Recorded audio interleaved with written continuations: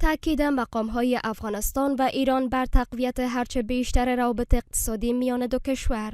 وزیر فواید عامه و سفیر ایران در کابل در دیدار در مورد گسترش هرچه بیشتر روابط اقتصادی، افزایش داد و ستد تجاری و تداوم همکاری‌ها در بخش پروژه‌های زیربنایی میان دو کشور رایزنی کردند.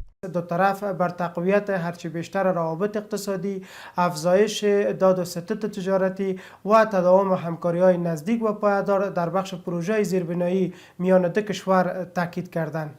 بر بنیاد خبرنامه وزارت فواید عامه، علیرضا بیگدیلی سفیر ایران در کابل هم گفته که کار بخش دوم جاده میل 78 ابونصر فراهی تا اکنون 42 کیلومتر تکمیل شده و کار باقی مانده آن به سرعت ادامه دارد.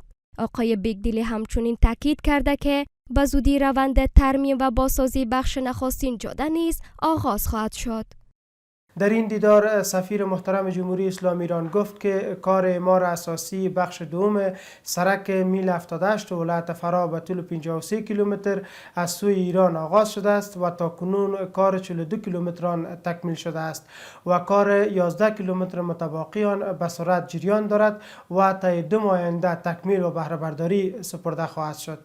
با این حال جاده میل 78 ابونصر فراهی که 117 کیلومتر طول دارد، یکی از مسیرهای مهم میان افغانستان و ایران به شمار می رود و نقش مهم در انتقالات کالاهای بازرگانی دارد. در خبرنامه وزارت فواید عامه آمده این وزارت تلاش دارد که این پروژه را با همکاری کشور ایران هرچه زودتر تکمیل و به بهره برداری بسپارد.